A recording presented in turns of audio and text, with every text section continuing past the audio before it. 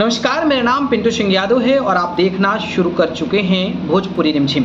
दोस्तों, पवन सिंह की सीट लोकसभा काराकट से चुनाव लड़े थे और चुनाव उन्होंने ज़बरदस्त तरीके का लड़ा था। हालांकि चुनाव हार गए थे, लेकिन चुनाव हारने के बाद कुछ माहौल शांत हुआ तो काराकट में एक बड़ा ही संवेदनशील दुर्घटना हो गई और वो नवीनगर में थी श्रेया मामला। जी हाँ, आपको पता होगा श्रेया हत्याकांड, जिसमें श्रेया के साथ पहले बलात्कार होता है और उसको नहर में फेंक दिया जाता है। सोचिए, इंद्रपुरी नहर जो है वहाँ पर फेंक दिया जाता है और उसमें जो चौंकाने वाली जानकारी निकलकर सामने आ रही है उसको देखकर आप ये कह सकते हैं कि भैया बिहार के जो अपराधी हैं वो बिल्कुल भी सरकार से नहीं डर रहे हैं, बिल्कुल भी प्रशासन से नहीं डर रहे हैं। ये हमारे बिहार की सरकार है और बिहार की सरकार जो है जिस तरीके से लगातार कानून की बात करती है, लेकिन एक नाबालिग लड़की को कुछ इस तरीके से हरकतें किया जाता है, उसको फेंक दिया जाता है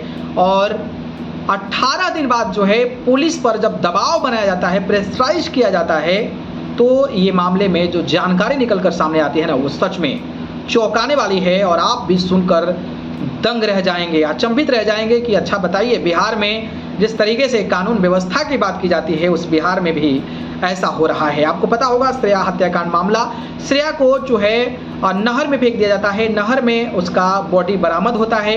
बॉडी बरामद होने के बाद पूरा हड़कंप मच जाता है, लोग सड़कों पर आ जाते हैं, कैंडल मार्च निकालने लगते हैं। इसके बाद एक्टिव होते हैं नेता सब जो है एक्टिव होते हैं, सांसद से लेकर उपेंद्र कुशवाहा से लेकर भोजपुरी इंडस्ट्री के पावर स्टार पवन सिंह भी सोचिए उतर जाते हैं। पवन सिंह जाते हैं श्रेया सिंह के घर पर, उनके परिजनों से मिलते हैं, मुलाकात करते हैं, बातचीत करते हैं, पुलिस पर दबाव बढ़ाते हैं और जहां पर उसकी बॉडी मिली हुई थी वहां पर भी दौरा करते हैं। तो पवन सिंह ने बखूबी एक बेटा की तरह अपना बात को निभाया था और उन्हें भी कहा कि कुछ दिनों का मोहलत दिया जाता है, पुलिस प्रशासन अगर इस चीज को नहीं ढूंढती है तो आगे जो है इस पर बड़ा फैसला लिया जाएगा। लेकिन अब बड़ी बात यह है कि पुलिस ने आनन फानन में जबरदस्त तरीके का जांच पड़ताल करके आरोपियों को गिरफ्तार कर लिया है और आरोपी के बारे में आप जानेंगे तो हिल जाएंगे। सोचिए, आरोपियों का होटल है, होटल में दोनों सगे भाई हैं। सोचिए, सगे भाई एक लड़की के साथ इस तरीके की करतूत कैसे कर सकते हैं? इतनी तो शर्म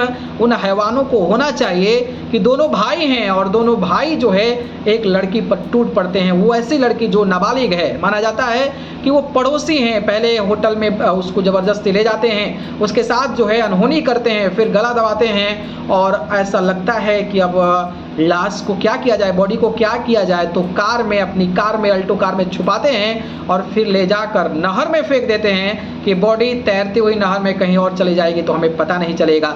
ये खूंखार किस्म के अपराधी तो दोनों भाई हैं और इस नाबालिग बेटी के साथ इस तरीके की काला करतूत हरकतें करते हैं।